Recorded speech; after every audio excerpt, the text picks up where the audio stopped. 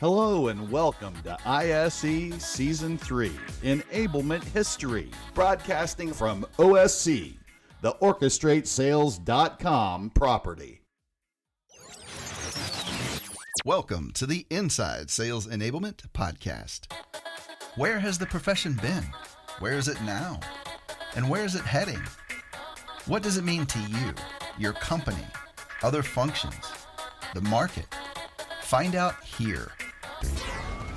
The Inside Sales Enablement podcast starts now.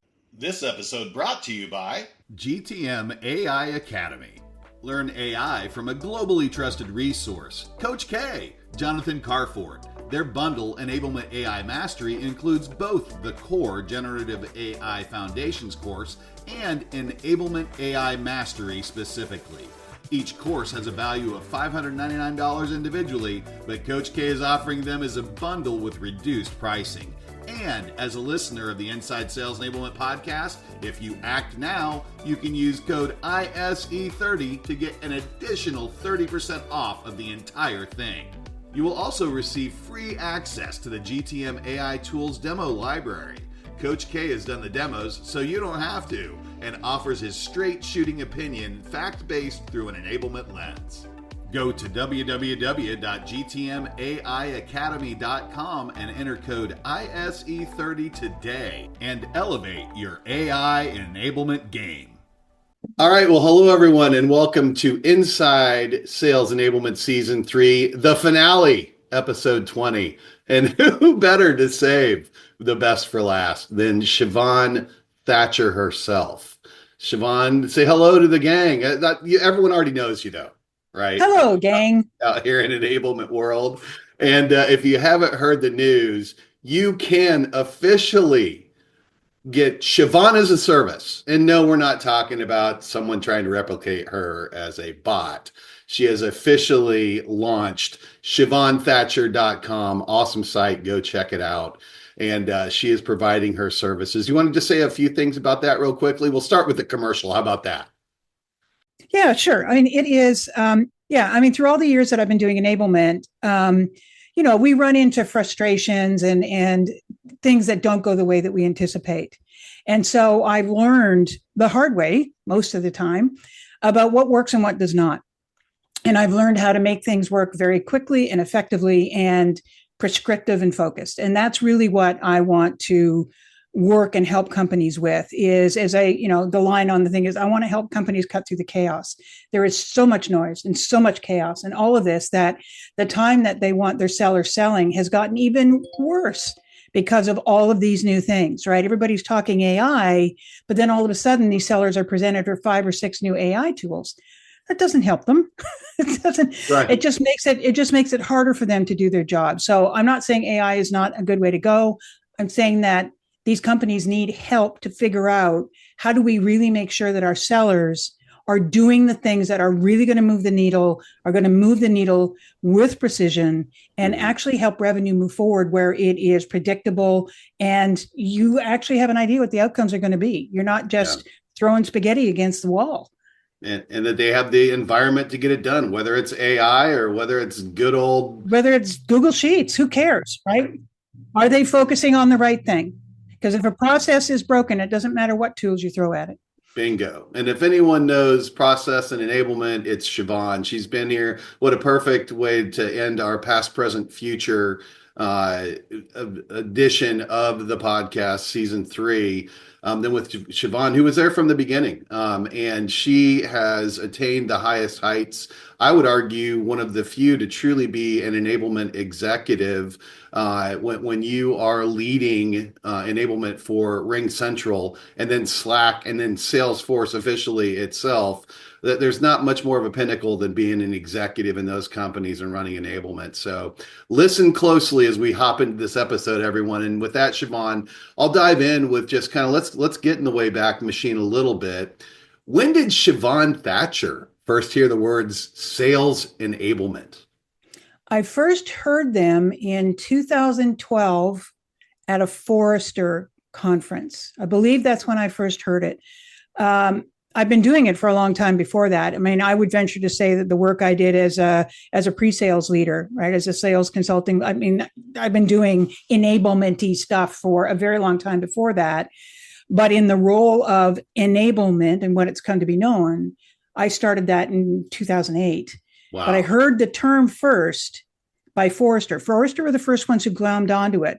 Gartner would have nothing to do with it. They didn't believe it was real. They never, nothing.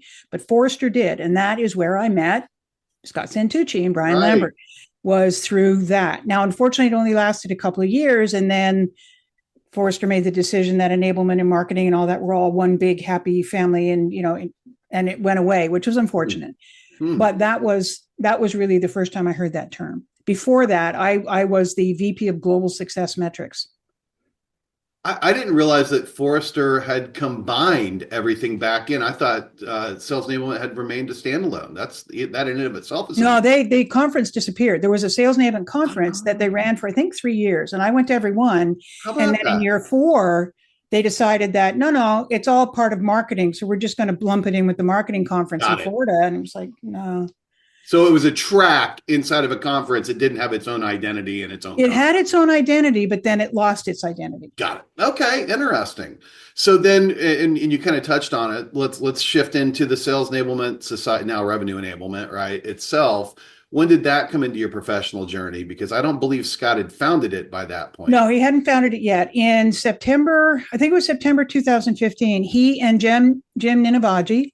Yes. That's his soul. He and Jim came out to the Bay Area and invited 17 of us to meet at a Marriott in San Jose to sit around a table and talk about this new idea that they were thinking about. And so there was me and Daniel West and Roderick Jefferson and a few others, right? Oh. We all came together. We didn't know each other. There was no network for what we did. Right. So that happened.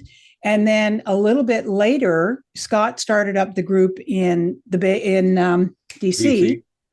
And then it was after that Palm Springs occurred in 2016. That's where it really started, as far as I could tell. He was part of Anderson, and he just managed to get Anderson to pay for a bolt-on for an afternoon after their conference. So in order for me to go to the bolt-on, I went to the conference. That's where I met Chris Kingman and, folks like that. But it was that afternoon that really changed things. Right. That's the room where it happened. That's the room where it happened. And it was such a different take on what it is that we did. And I realized that this really did have legs, that we could make this a profession and not just a whole bunch of salesy teachers like it was before. So as someone who was not in the room where it happened, the 3 primary takeaways from that meeting that I've remained focused on are the 3 founding positions of the society, which you were right there for the creation of. I'm just curious, and just as a quick flyover, one that enablement was in fact a strategic approach to eliminating friction across the entire revenue engine, not just training and onboarding and coaching, but also, so that's more talent, right? Talent enablement, message enablement, demand management, and administration of the commercial process. Then 2 was that it really needed to be run as a cross-functional business within a business. And 3 was that there was an aspiration to get to the C-suite and be a chief productivity officer, I think is what you all landed on, which again, arguably, I think you're one of the few that ever attained that kind of a height, no matter what you call it. It didn't need a specific title, right? So of those, what still resonates with you today? First of all, did I get them right? Is that kind of were those? Yeah, you got them right. You got them right. I mean, the first is that it's real. It's a strategic approach. This is a real thing, and that there does need to be process, and there does need to be a structure around it, which is true. Right. And it's that structure. When I talk about the business within a business, when I talk about my 4 pillars, when I talk about how enablement is an investment, not a cost center, that is all tied into that. Right. And so I firmly believe that, it is a very much a strategic approach to how companies can go to market and the support structure needed to support that. The cross-functional piece, that was one of the biggest things that I learned and the biggest impact that I've had at every company that I've been at. because I was able to show very, very quickly that enablement is in fact the hub of an organization. We talk to everybody and should be talking to everybody because everyone is a seller. Everybody has a viewpoint. Everybody interacts in some fashion with how the company exists. And it's how to figure all that out and how to get them to talk to each other. And I think the biggest relationship that I figured out fairly early on was between marketing and sales, right? How do we make sure that sales are not just doing brochureware and then marketing is delivering customer consumable selling information that the sellers can actually talk about, right? So it was figuring that one out. And that one, to me, that just came down to two questions, right? The content coming from marketing, what's in it for the sellers is the first thing. And the second thing is, how's it going to help the customers buy from them, right? Because up to that point, and still I see it a lot, is that marketing is telling sales how to sell. Hey, do this, run it this way. And it's like, hold on, we're in sales for a reason. Let's just, give me the 5 to 10 open-ended questions I need to have the conversation. Let me take it from there. Right. And so it was figuring that out. So number 2 is really important. And then number 3, getting to the C-suite is all about this responsible to, not for, right? We have to be able to have that relationship where it's a strategic partnership from the top all the way down, or it doesn't matter how much money you throw at it, what kind of talent you throw at it, how good the programs are. All it takes is one influential frontline manager and the whole thing's a house of cards. Right. Yep. Right. And so you have to have that relationship all through the sales hierarchy and the enablement hierarchy to ensure that everybody are strategic partners with this. So yeah, all 3 of them still resonate. Awesome. What else? So I tend towards those. I think that they were the most publicized coming out, but I know you all talked about a lot of amazing things. As you look back, was there anything that started to take hold there that you got really excited about that maybe didn't, I won't say make the cut, but isn't still part of kind of the focus of enablement today that maybe you'd like to see more emphasis? Yeah, I think I hear a lot of people saying, hey, you've got great gravitas. How do I get that? I hear that a lot, right? And it's like, well, first of all, first of all, you have to take the stairs. You're not going to get gravitas taking the elevator, right? You've got to go that route. But the other thing that it does is it tells us that we have to be able to believe in ourselves and know that when we walk into those rooms, we know enablement better than anybody else. Right. Being folks that are typically in service, we have a tendency to wait until people tell us what they want us to do. And instead of us going in and saying, I love what you're talking about. Let me give you my opinion. Now let's work out. Again, it comes back to that strategic partnership. But it was meeting people at that event, like the professors, right? Robert and Howard, and meeting Brian, and meeting Juliana and Bill and Bob Britton and Scott, and just meeting these people that believed in this and actually had, Tanya Schultz had a real strong understanding of where we needed this to go. Yes. And all we wanted and all we needed was a network and other people that looked at it the same way. Right. I mean, there was an event that Scott still talks about where we were talking about what do we call ourselves. And I'm a big time introvert. I know it's hard to believe, but I am a big time introvert. I was very uncomfortable being at that thing because I usually just go sit in the corner and don't say much. But we were talking about what we call ourselves. And my LinkedIn actually said Chief Productivity Officer. Oh, that's awesome. Right. And I hadn't said anything. And there was a guy from a manufacturing company. He's like, I can't call myself that. HR says I'm not allowed. And I stood up, totally there we go, different from what I would ever do. I stood up and I said, it doesn't matter what they call you. It matters what you call you. And I call myself the Chief Productivity Officer. I really don't care what they put down in HR. Awesome. Walk with that confidence. Yeah. And that's where, where this Gravitas title came from is I believe that we have something to say. I believe that our experience and our knowledge, we have a viewpoint that no sales leader will ever have. We have a viewpoint that no marketing leader will ever have.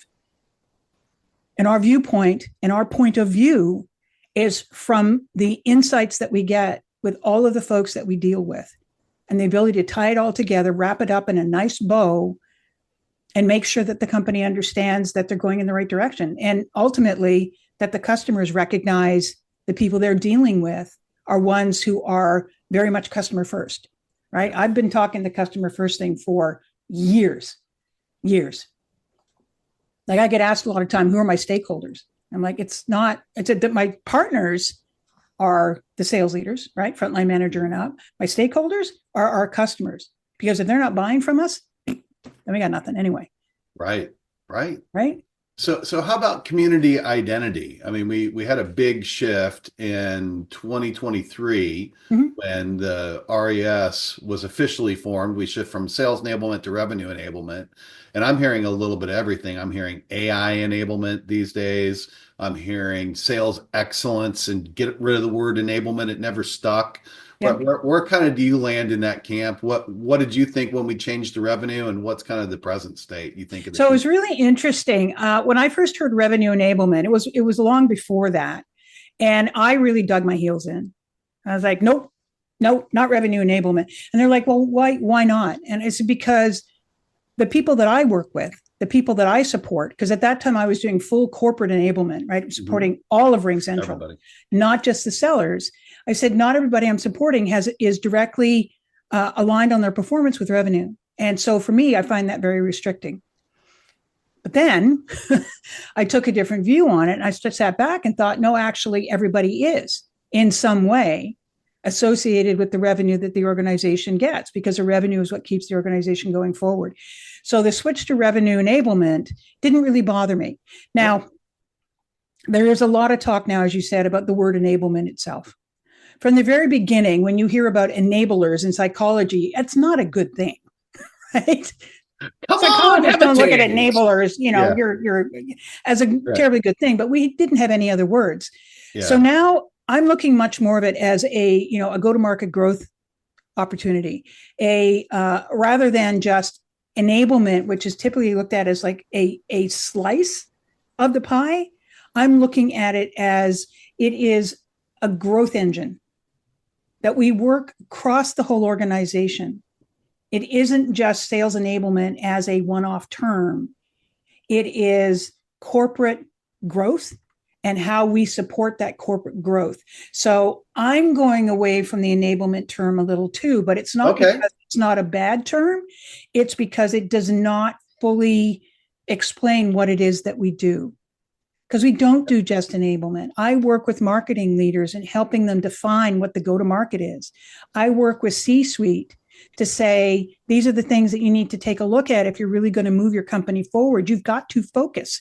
Are you trying to do optimization and save money? Are you trying to be disruptive and break things and spend money? What are you trying to do? And helping them actually figure that out, because that is what is going to drive the kinds of programs that get put into place. So it sounds like maybe the overarching is it's go to market. You're doing go to market. Like what do you consider? Looking at your homepage itself, you're right. I didn't even think about it through that lens, but the word enablement isn't there. Nope. It's 40 plus years of sales productivity experience. I half expected from what you just shared to see go to market. Right. I'm hearing go-to-market enablement, which almost is two different. One's all encompassing and one's a little more focused in the vernacular. What do you think maybe is the future if you were to think through the lens of, hey, where the Revenue Enablement Society still exists, is there an opportunity for them to become more all-encompassing? What would you call that? I think it already is becoming all more encompassing. Okay. The difference between the Revenue Enablement Society and the other ones that I've encountered and come across and done presentations at and things like that, sure, you're everywhere, is that number one, it's a bunch of volunteers. It's people that are there to support the profession itself.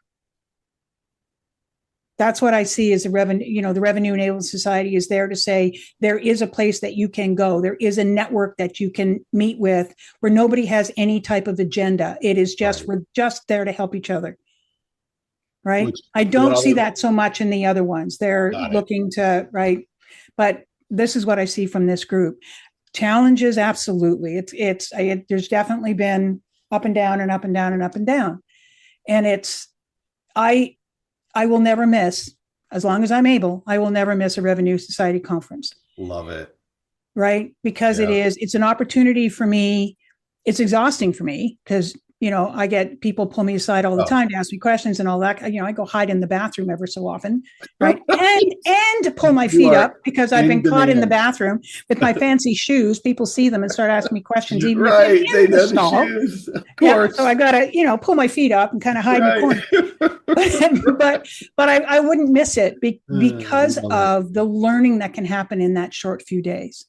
That's awesome. And the coaching, counseling, inspiring that you can do being there. And thank you for that. We've been talking about enablement history a good bit.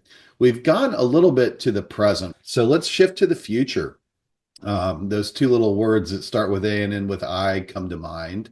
But what do you see maybe the future of the community, maybe a few recommendations that you can share, and the future that you're trying to impart through your business, kind of through those couple different lenses? Yeah, so there's a few things. I mean, from a fundamental perspective, if you're not already learning prompt engineering and how to interact with a lot of these tools as an enablement person, you're already behind. Because I believe that the days of the big corporate decks, I believe the days of all this heavy duty competitive training, I believe the days of certifications and all, those are going the way of the dodo, because I can get answers with a well-designed prompt in a matter of seconds that in the past could have taken weeks or months of learning. And so onboarding is changing. Ongoing enablement is changing. What we need to become experts in.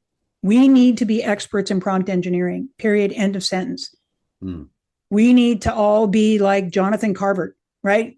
That guy creates these amazing prompts. I know there's a lot of others out there, but we need to be experts like that. I know you've taken AI training. I've taken AI training, because we realize that these tools, they can connect the dots faster than any of us can.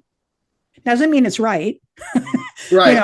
This is where this is where I see a lot of people fall down, is they take whatever they get back and think it's, to coin a phrase, gospel truth, when in fact, if you don't vet this information, any HI tool will give you an answer with the same level of confidence, whether it's right or total and absolute BS. Right. And then if you tell them it's wrong and then give it the right answer, no, that's what I meant. That's what I meant. Yeah. Do you want to dig deeper on what you just told me is the right answer? Sure. Yeah. Love that. Yeah. So actually we're sponsored by GTM AI Academy and Jonathan Carfort, Coach K. So huge fan of that. Any other resources that you've found helpful as you've made the pivot? I just, every single day I go out, I've got some sites that I take a look at. TLDR is one. It's funny. I just went through my emails this morning and I think I moved a bunch of them out. And so I don't have the names of them, but there are a number of them, and I'm happy to share it later of sites that I get information from and what's going on in the world right now, right? What's happening? What is AI? What's really going on? Jonathan's site, right? What he posts is really good. And it's more about being curious, being willing to experiment. Most of the AI tools, you can get a test account for free. Right. Just get them and try it. Just try them, right? Figure out what they can do, and then you can figure out how that you can use them the best. They just speed things up. Yeah. Yeah. So maybe if I could make a recommendation, what would be awesome is maybe on your site itself, we could point the viewers to a section where maybe you share some of your trusted resources. That's a great idea. And then we get a 2-for-1 of encouraging folks to visit your site and check out what you're up to, and have a few, AI newsletters. Yeah. And so that's a great idea. I'm going to do that. Awesome. We're excited to see that, Sheevaun. And maybe that's a good place to land, so that maybe you have a fewer folks looking for your shoes in the nearest lavatory. Maybe end with a thing or two that you've shared that you've heard feedback. Man, Sheevaun, that's a game changer. And I know you've covered some of them. Gravitas was the big one for me. Whenever I say the word gravitas, I give you credit because having a seat at a table is so critical. And even more so now, and what you just shared is the key to that. A lot of it is making sure you know your AI stuff and prompting and Yep. investing in that. Any other final words that are maybe even more generic that you've shared with folks that you've received some feedback like, man, I really needed to hear that from you? So there's a few things. One of them is don't trade innovation for increment. Mm, What I see a lot is that people try to do little fixes and put band-aids here and band-aids there and all that kind of stuff. Stop. Rethink what you've got. There is nothing worse than using new tech with old artifact. great Right? point. If you've got old stuff carrying through and it's not gonna help you, right? And that is looking at everything. It's looking at process, it's looking at delivery, it's looking at messaging, it's looking at everything. It's looking at the tools that you use. It's looking at how you set up your day. How do you hire people? What kind of enablement folks are you looking for now? Right? I mean, it's all of that, and it's all tied together with that. And I think the last thing that I like to leave people with is, for me, it's really, really important that, and this ties in with gravitas and it ties in with point of view and it ties in with experience, is that we have critical conversations versus artificial harmony. You don't need yes men. You need folks and women. You need people who are not afraid to go, I'm confident, I've Yeah. got a seat at the table, and I'm going to share my voice. That's why I'm here. Yeah. I mean, and that's where the 5 questions, right? That's where that came from for me, was to give anybody an enablement that I know, a tool that they can use so that it's not hard for them to say no or not yet, or right. They have a Yeah. tool that everybody understands that is prescriptive, focused, and allows them to actually move a program forward or discount the program altogether. So, speaking of 5 and knowledge and all of these things you've shared with the community, I've heard rumor, we've talked about it for years. I've been encouraging you, as have many, that maybe a book's in the works. Can you give us a peek and Yeah, fill in? yeah, I've been working on it for a long time. I actually talked to an editor a couple months ago, Awesome. and he said, "Okay, it's good." He said, "You got a lot of stuff in here, though. That's kind of repeating what other people are saying."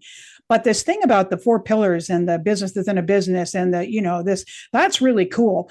And I thought it is. What's interesting and what I'm finding a little bit difficult is that I can explain what it is Hmm. in 150 words, whereas a book requires me to do 15,000. And to me, Right. where I'm struggling is I feel like I'm going to have to be too verbose in order to get something across that I see as direct. It's funny, it's the first time I Right. said that, but I think that's where I'm struggling, is that Yeah. I can say it simply so people understand, or I can be really, really, really, really, really wordy. Interesting. Final thought for me on that is maybe there's a spot for that in the GTM AI Academy, even if it's not AI specific. Maybe it could be a module that people could take, or that Well, you could. it could be that. The other thing Yeah, I want to do is, if on my website, now that I've come out of the closet and everything is out there as of Thursday, love it. I have, Congrats again. right, each of these things does have subplots to them. And I want to start writing little posts, little articles about Awesome. these pieces, right? So maybe it's not a book. Maybe it is a combination of little articles that eventually get smushed up into an ebook. I don't know, but something along that line. But yeah, I got things to say. Got it. Coming free to an inbox near you and or Exactly. LinkedIn. I love it, Sheevaun. As always, you just keep giving. Just keep giving. And thank you for that, for inspiring me from the very beginning. I had the blessing of having dinner with you right out of the gates at one of Eli's dinners in San Antonio. Oh, Um, wow. That was a when while I, ago. yeah, when I met everyone pretty much for the first time face to face. So you've been there from the beginning for me and for so, so many people. I will always be looking for the shoes whenever I show up as well. Well, I'll try to give you some breathing room, and just grateful for you, Sheevaun, and on behalf of the entire community, and so excited to see what keeps happening. One post, one next big step, one AI, and I can't wait to hear some of your AI hints and tips and tricks and share that with the audience. Any final parting words? I firmly believe that the impact that we have in an organization is one of the most powerful that is there. We are truly an investment that a company must take if they are going to be successful. We've seen it where organizations have cut out their enablement folks because they only look at them as a cost center, and they are paying the price now. Yeah. They're paying the price because now that the game isn't being won easily on the field, they're looking for their strength and conditioning coaches, and they ain't there. Yeah. And so we need to, as individuals in our roles, believe the impact that we can have. I know we can, you know we can, and we need to believe it, stand in our superhero poses and go, yes, you know what we're doing, you must have us. Walk in confidence and demand gravitas. I love it, Sheevaun. Thank you so much for your time, for everything, for everyone, and we'll definitely be in touch. See you soon in the shoes. Thanks, Eric. Thanks for joining us. To become an insider and amplify your journey, please make sure you've subscribed to our show. You can do so at orchestratesales.com/podcast.